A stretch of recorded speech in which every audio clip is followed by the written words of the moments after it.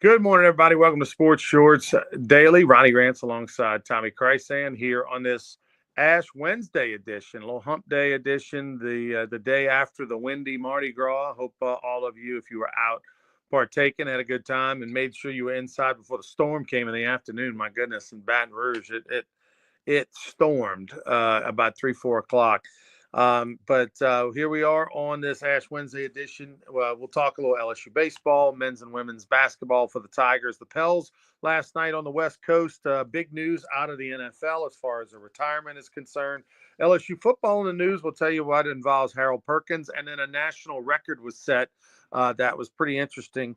If you're a college baseball fan, you'll love when we tell you about this national record. But first, we'll start with LSU baseball Tigers. I was on the broadcast last night, along with Lynn Rollins on the SEC Plus.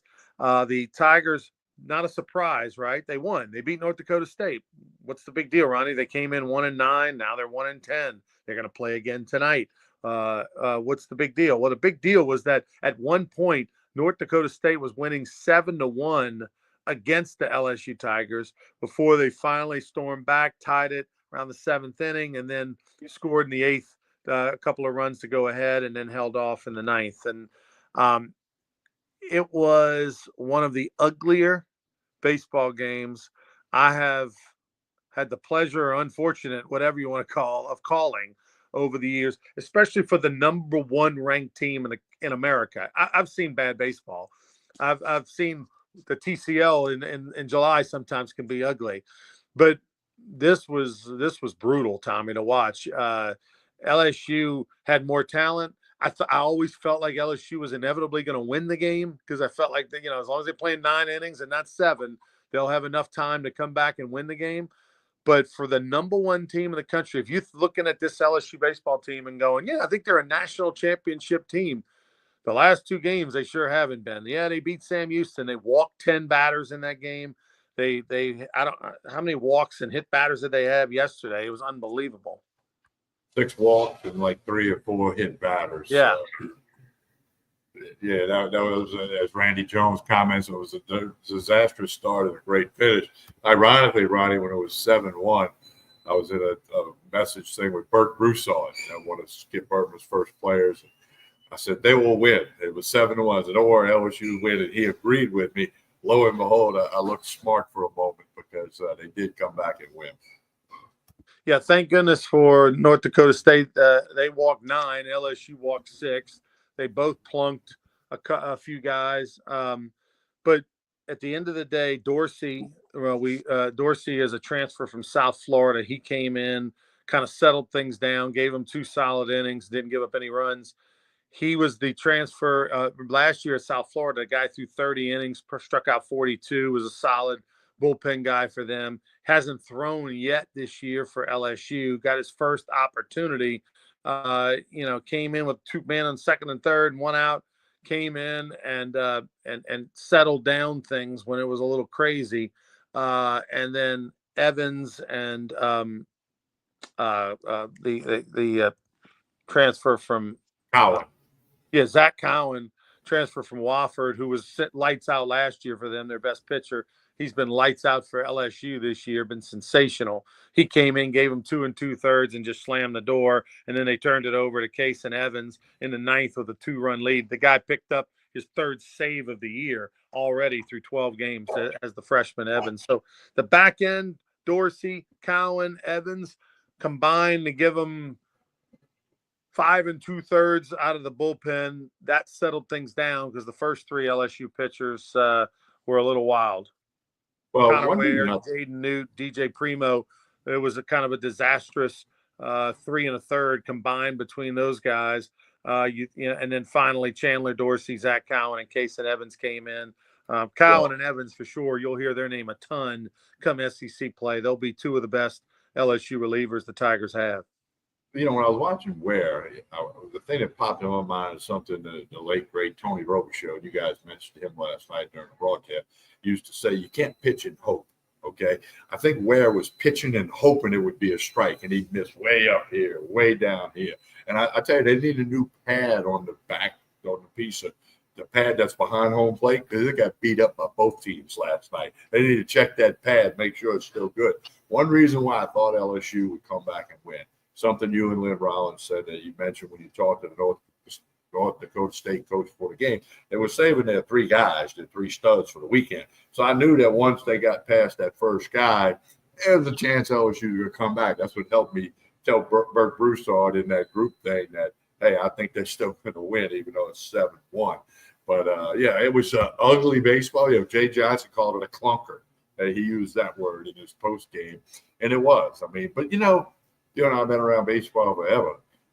That's going to happen. But it's not supposed to happen when you're the number 1 team in the country. Can you make a mistake or maybe 2 things like letting a pop-up fall or whatever? Yeah, but they had too many. And then they were pitching and hoping at the beginning of the game, hoping for a strike. And that just doesn't work. I don't care if you're the number 1 team in the country playing the 400th team in the country. Pitching and hoping doesn't work.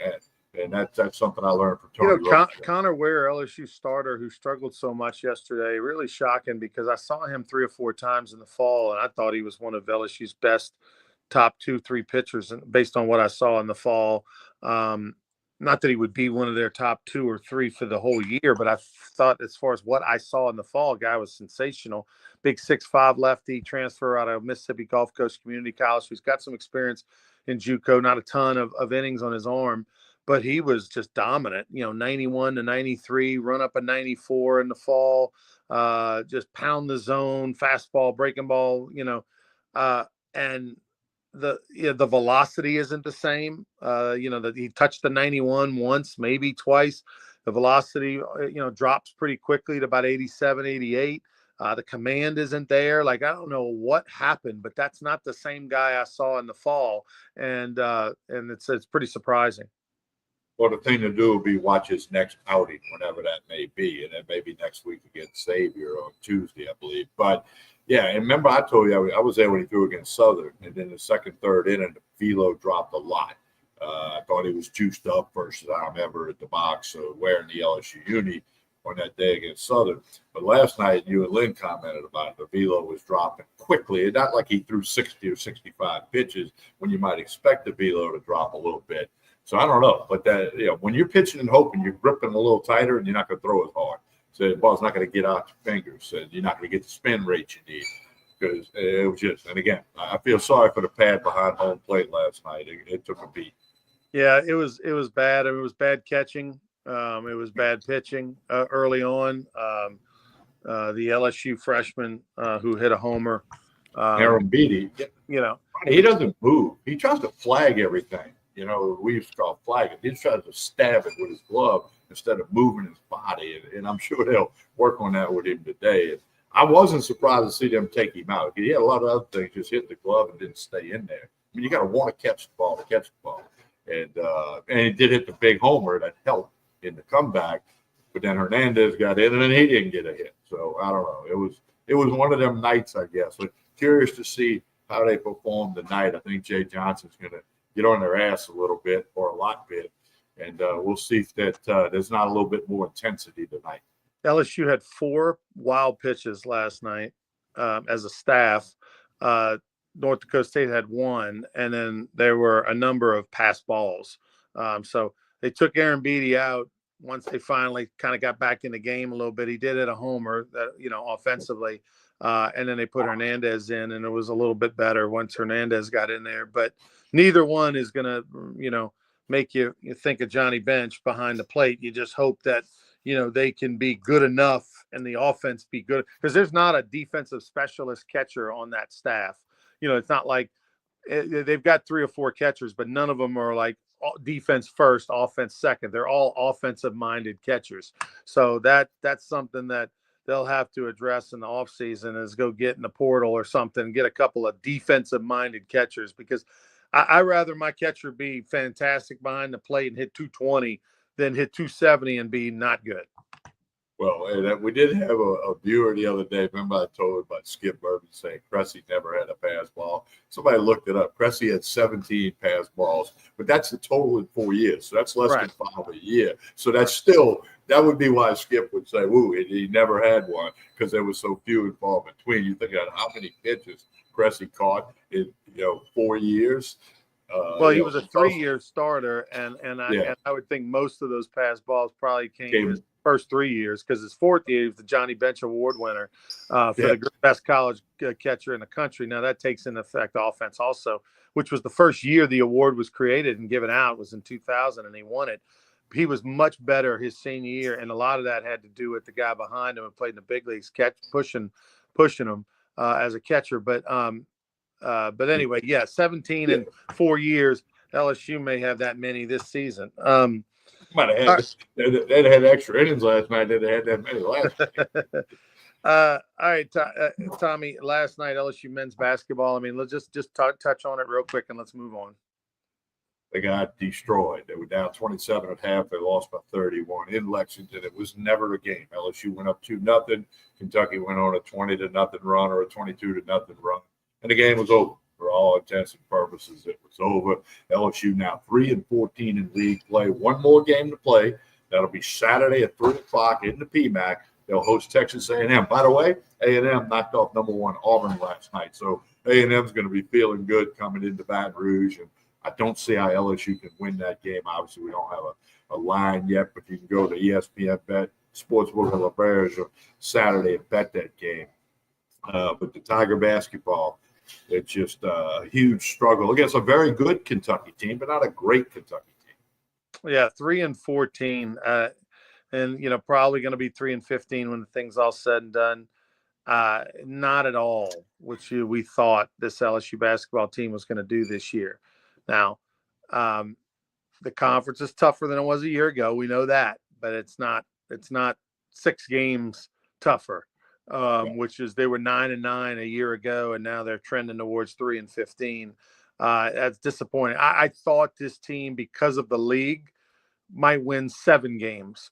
I had them winning 7 conference games, going 7-11, something like that. That's kind of where I was before the season. But I mean, once I saw the first couple of months and right before conference play, but I didn't think it would be this bad. And last night was the cherry on top for bad, and almost looked like the team gave up to get beat that bad by not a national champion Kentucky team. That's not your daddy's Kentucky that we saw last night. As Tommy mentioned, Friday LSU women will play in the SEC tournament. Kim Mulkey has said she can't stay in conference tournaments. She doesn't have a good conference tournament record going back to her days at Baylor. She doesn't value it. She doesn't put emphasis on it. And, that's different strokes for different folks. A lot of teams, like Coach Burtman was one who felt that way. I mean, not that he, rolled the balls out there and didn't try, but, he didn't set up his pitching and whatnot to go win the SEC tournament. It was about getting ready for the next week, the NCAAs. And I think Kim Mulkey has much that same philosophy. Another stinker, but yet Tommy made some money, was the Pels last night. Pelicans got blown away out on the West Coast. 136-115. I was looking to bet the game, and the line went from 8.5 to 9.5. And then I saw a prop bet said over and under for Zion Williamson 22.5. So I checked to see if he was playing. Okay, because he takes a rest every now and then, and it said that he was playing. So I bet over the 22.5. He scored 37. So I was in the rocket chair for that one, and picked up a couple of coins. But Pelicans lose, and they return home tomorrow night. They're never home during that Mardi Gras, long weekend, long week thing. But they're at home against the Houston Rockets tomorrow night in the Smoothie King, the blender. And I don't have a line yet, but the Rockets will be favored and should win that game. So thank you, Zion. You made me a couple of coins last night. Some other little news and notes around the world of sports. Hard Knocks, North Carolina football, which is where Bill Belichick is. What's the story with that? Well, they were working out a deal. A couple of NFL teams said no, they didn't want to do the Hard Knocks thing. So all of a sudden, it looked like it would be a Belichick, North Carolina thing, even though it's pretty much like an NFL production and an NFL themed thing. And then all of a sudden, they just said they couldn't come to an agreement. The negotiations fell apart. According to Dan Patrick, one of my favorite national sportscasters, he's been a favorite of mine for a long, long time. He thinks the NFL might have said, "Wait a minute, we can't show Belichick. He's not an NFL coach anymore." So and it would look like hey, you couldn't get an NFL team to do it. So that won't happen with North Carolina, as of the very latest report. I would have loved to have watched that. I would have loved Me to too. have watched North Carolina Hard Knocks. Much preferred that over, Carolina Panthers Hard Knocks, whatever. I used to not miss a Hard Knocks. Now there's more opportunity to see them. They'll cover a couple teams, or they'll do the in season, which I thought this past year they did the AFC North, which was awful. I thought that in season was probably one of the worst ones they've done. But I enjoy the Hard Knocks when you have a coach in an organization who isn't scared, who gives them access, who is themselves. I feel like it's sort of somewhat becoming a little redundant, and there's a lot of organizations that are minding their P's and Q's, and they're not giving you anything fun and juicy. One of the best things about Hard Knocks on HBO, which has been around for over 20 years now, was when they would cut players during camp, and you'd see that human side. You would see that conversation of the GM talking to the player and releasing them, and the crying, and the whatever. You would see that. You would know their backstory, and they don't really do that anymore. It's not, and so it's not the same. But Hard Knocks, Bill Belichick, with him and his young girlfriend, and coaching in college, and seeing how he interacts with the 19-year-old college student, like I would have loved that. And unfortunately, I agree with you. There's probably a good chance the NFL said to their partner, "We'd rather you not." And the partner said, "Okay." George Mason University. When I think of George Mason University, I think of basketball. I think of Cinderella, Final Four run a decade ago, whatever it was. No, they were there when John Brady was there. Was that long? Jeez. Oh my God. They were a surprise team at LSU, and I want to say UCLA, and somebody else was there. George Mason was in the Final Four when John Brady took the Tigers. So instead, now I should be thinking about George Mason baseball, right? They broke an NCAA record. The number of runs scored in one at bat. Top of the third inning, they did not hit a home run. First batter grounded out, so you got one out, nobody on. They proceeded to score 23 runs. The old record was 21 by a couple of different teams. But they scored 23 runs. They had a lot of hit batters, and they had walks and fielders' choices and all that, but did not hit a home run. It scored 23 runs, new NCAA record. 5 different pitchers for the Holy Cross Crusaders, not my alma mater, the Holy Cross Tigers. The Holy Cross Crusaders from up in the Northeast used 5 different pitchers in that 23-inning barrage by George Mason, a new NCAA record. I'm trying to see how long that inning was. Well, y'all's first inning last night was pretty long, but not. I might have to look that up. A record stood since 1984. Wichita State did it. Yeah. Holy Cross won 26-6. George Mason beat Holy Cross in the game. The most runs scored in inning NCAA history. 21 runs held by Wichita State 1984 and Penn State 1983. How about that? Back-to-back years, a team scored 21 runs. I'm trying to see if anywhere in the article it has the amount of time, because that's the thing that most interests me. I can't find that. Well, with 5 pitching changes, that had 20. I mean, I'm going to guess that had to be 45 minutes. Oh, for sure. For sure, 45. Maybe close to an hour to let 23 guys back, 5 pitching changes, or 4 pitching changes because somebody started doing it. But I think, getting the first out, you always say, get the leadoff guy out, you're going to be all right. Hey, they weren't all right. Gave up 23. That's when you start laughing. In fact, Ronnie, I was coaching a 10-year-old baseball team in the World Series down in Pensacola. Major Burns was on this team.